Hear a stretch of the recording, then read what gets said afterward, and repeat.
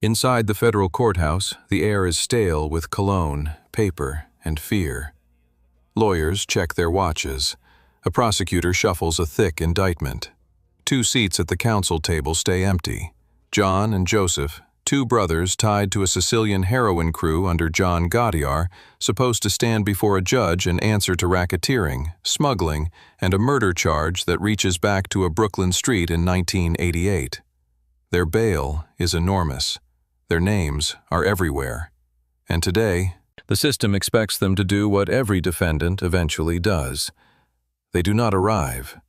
No phone call, no excuse, no delay, just absence. By afternoon, the story hardens into something worse than flight: disappearance. A vanishing act that detonates $5 million in bail and turns 2 defendants into 2 question marks. Then, the unexpected cause surfaces, whispered first, then spoken plainly by law enforcement. This is not about prison time. It is about a living weapon the government now carries into court: Sammy, the Bull, Gravano. A man whose testimony already proved that the Mafia's code can be broken, and that once it is broken, everyone becomes expendable. Before the indictments, before the headlines, the brothers were simply 2 Sicilian-born men who understood the oldest advantage in organized crime. Blood makes the best camouflage. John Gambino and Joseph Gambino were described by federal authorities as heroin smugglers tied to a crew operating under John Gotti, street-level chaos, but a disciplined pipeline with rules, custodians, and quiet accountants. They were also distant cousins of Carlo Gambino, detail that mattered less for romance and more for access. In Mafia life, lineage is not a trophy. It is a credential that opens doors, reassures partners, and signals that retaliation will not be random, it will be organized. To outsiders, this world is often mistaken for a collection of loud names and flashy violence.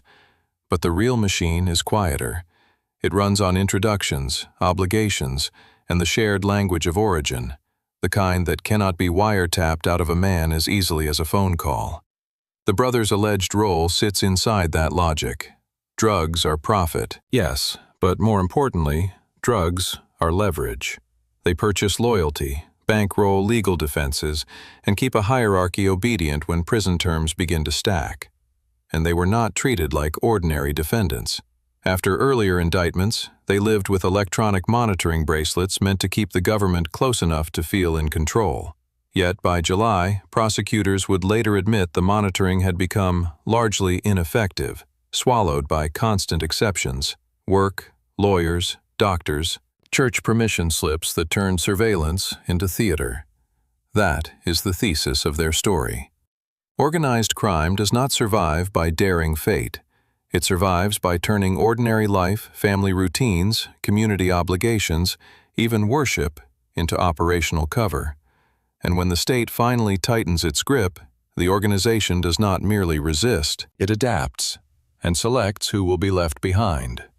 The brothers did not rise through the Mafia the way the public imagines, through sudden shootings and loud promotions.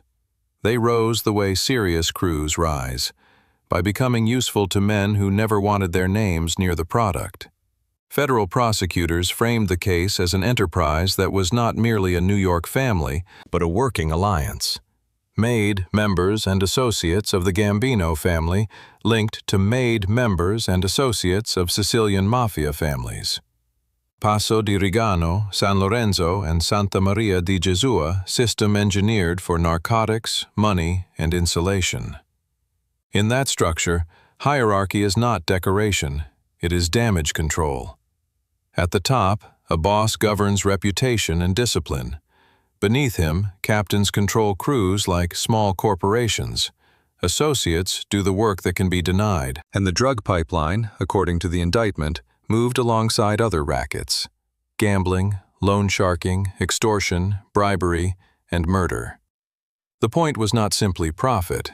It was continuity, a machine that could survive raids, trials, and funerals because responsibility was always diffused, always shared, always one step away from the man who benefited most.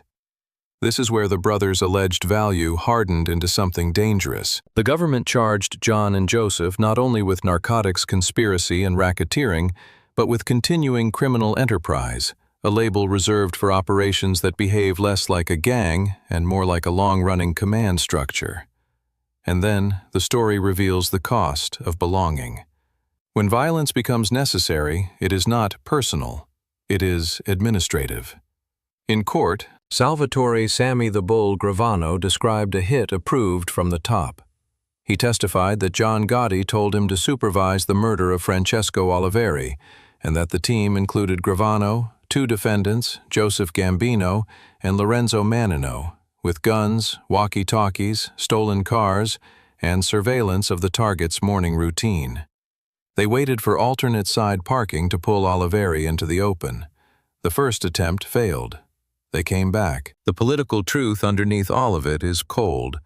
Once the federal government learned to prosecute systems, not just individual crimes, the Mafia's greatest defense, its layered hierarchy, became its greatest vulnerability. And once an underboss like Gravano testified, the pyramid did what pyramids do under pressure. It started crushing the people at the bottom first. The turning point did not begin with a gunshot. It began with paper. August 24, 1992. A federal grand jury returned a superseding indictment that changed the gravity of the case overnight, adding a new murder charge tied to the 1988 killing of Francesco Oliveri and tightening the government's frame around the brothers' alleged narcotics enterprise. In the Mafia, indictments are not just legal threats, they are political events. They force the hierarchy to make calculations: who is exposed, who is salvageable, who is a liability. By the spring of 1993, the government would put Salvatore "Sammy the Bull" Gravano back on the stand to testify against the brothers, under heavy security, describing the Oliveri murder as part of a racketeering drug case, the kind of testimony that turns a courtroom into a weapon. But in late August 1992, the fear was still anticipatory, worse in some ways than the testimony itself, because anticipation breeds mistakes. On August 31st, prosecutors signaled their intention to seek remand after arraignment. At the same time, John Gambino had a medically approved trip scheduled, an ordinary detail that suddenly becomes a perfect exit route when a man believes the door is about to lock behind him. The next day, September 1st, 1992, Joseph Gambino failed to appear in court. The government told the judge that John Gambino never appeared for his heart doctor appointment in Houston. Arrest warrants followed. And then comes the detail that makes the whole system feel sick. Weeks earlier, the government had asked permission to remove the brothers' electronic monitoring bracelets because constant approved blackout periods made them largely ineffective. The court agreed.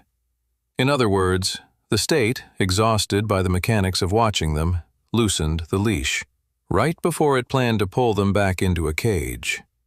That is the pivot of this story, because once the brothers vanished, the case stopped being about guilt or innocence. It became about control, who truly controlled these men and who merely believed they did. In 1992, New York did not feel like a city watching a trial. It felt like a city watching a state reclaim territory. The federal strategy had shifted years earlier, from chasing individual crimes to dismantling enterprises. That shift had a name: RICO, built to stop the infiltration of organized crime and racketeering into legitimate organizations operating in interstate commerce. And it had an engine: coordinated, prosecutor-led task forces designed to take away the two things a syndicate requires to survive: money and time. OCDETF had been established in 1982 to mount a comprehensive attack on drug supply and the violence that comes with it, combining agencies to target leadership and financial networks, not just street crews. Then came the public proof of concept. John Gotti, man the papers had turned into a celebrity villain, was finally convicted, with jurors kept anonymous and a case strengthened by wiretaps and the cooperation of his own underboss, Sammy Gravano. When Gotti was sentenced to life in June, supporters gathered outside the Brooklyn courthouse, chanting and waving flags as the judge, citing federal guidelines, committed him to prison for the duration of your life. That spectacle mattered politically and psychologically, because Gravano's cooperation did more than damage Gotti. It advertised a new reality. The government could now convert a mafia hierarchy into testimony. A former FBI organized crime official described Gravano as a celebrated witness whose defection could encourage others. If he can do it, I can do it. And once that idea entered circulation, it became a contagion. Inside the Mafia, loyalty began to look less like virtue and more like a trap with no exit. Outside the Mafia, prosecutors gained something rare in American politics, a visible victory that justified broader powers, broader budgets, broader ambition. In that climate, the brothers' case was no longer just an indictment. It was a message campaign. By late summer of 1992, the brothers were no longer living like fugitives. They were living like men waiting to be renamed. The government's case was not just building, it was closing. Two brothers tied to a Sicilian narcotics crew under John Gotti were expected in federal court in Manhattan, facing charges that now carried the full weight of racketeering, narcotics, and a murder that prosecutors said reached back to 1988. And in the background, one force distorted every decision they made. Law enforcement openly believed they might be confronted by Salvatore "Sammy the Bull" Gravano's testimony, the same cooperator who had helped put Gotti away for life. This is what isolation looks like in organized crime. Not solitude, surveillance, schedules, permissions, the illusion of movement while every hour is accounted for. Electronic monitoring bracelets were supposed to be the state's leash, but prosecutors later said the bracelets had become largely ineffective, drowned by constant requests to turn alarms off work, lawyers, doctors, church, until supervision itself turned into paperwork. In July, monitoring was removed with government approval. Inside the Mafia, that kind of pressure triggers an ancient reflex. Find the weak point before the state does. Because a cooperator does not just testify, he redraws the internal map. He upgrades old rumors into sworn facts, and the moment a man is even suspected of breaking, his value flips. From asset to risk, from earner to liability. Outside the Mafia, the government understood the same thing in reverse. Gravano was treated as a high-value instrument, protected, relocated, and kept under extraordinary guard because his defection could encourage others to follow. That was the political danger for the organization, the contagion of survival. So, the brothers approached September 1st with two clocks ticking at once. The courthouse clock and the underworld clock. And in that final narrowing, a betrayal does not need a traitor. It only needs fear. They did not leave in a blaze of gunfire. They left the way professionals leave. Quietly, early, with excuses already rehearsed. On September 1st, 1992, Joseph Gambino simply failed to appear in federal court in Manhattan.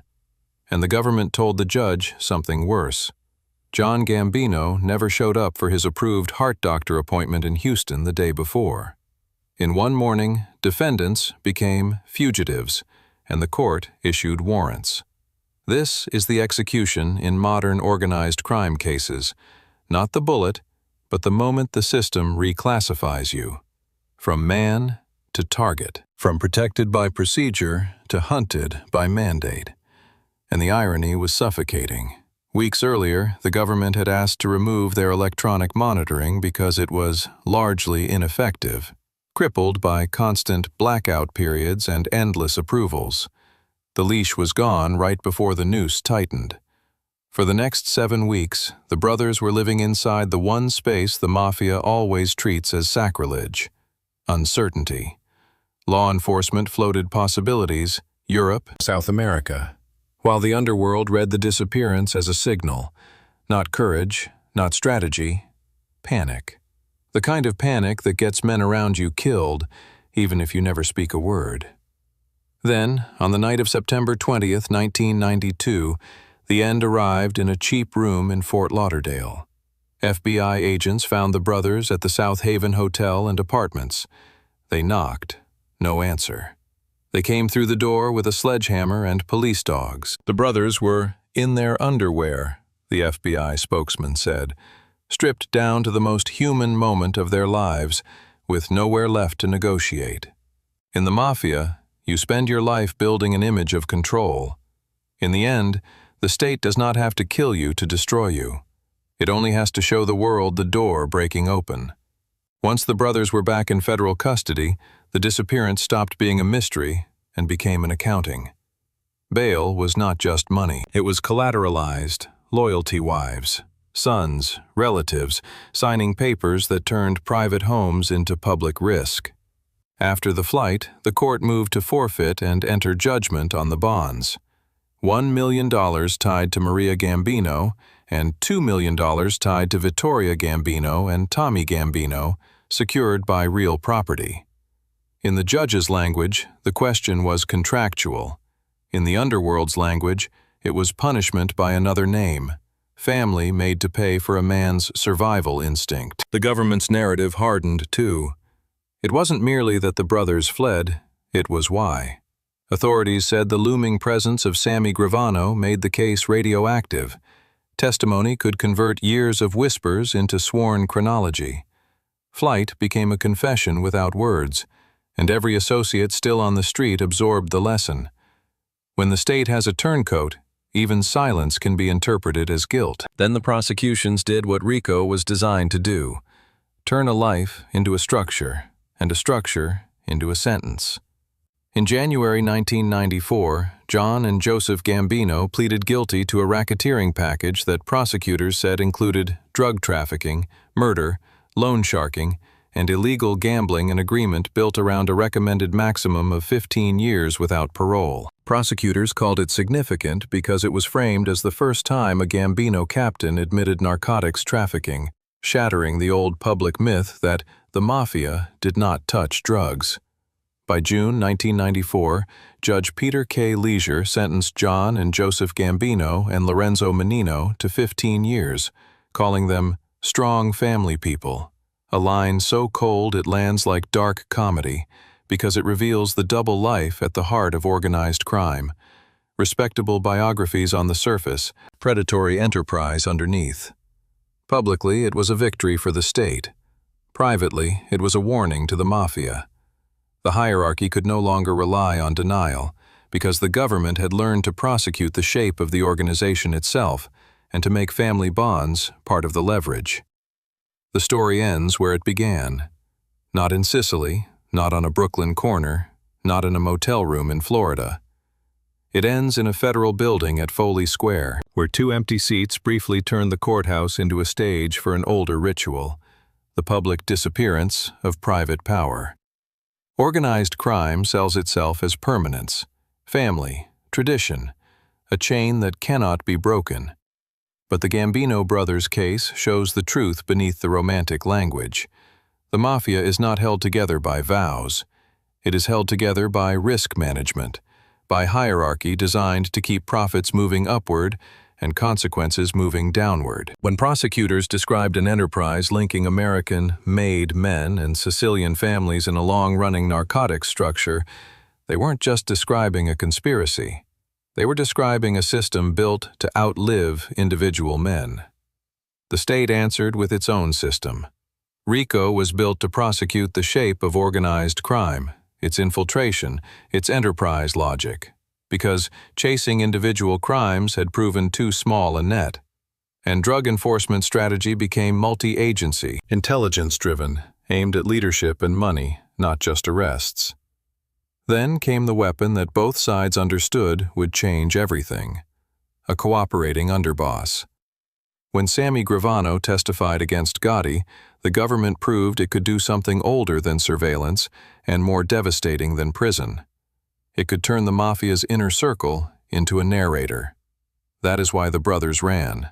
Not because they feared a jury, because they feared a man who could explain their world better than they could deny it. In the end, they returned in handcuffs, pleaded guilty, and the myth collapsed into sentences measured in years and fines measured in dollars. But the most haunting truth is this: both systems, the Mafia and the state, run on the same fuel. They both demand loyalty. They both punish betrayal.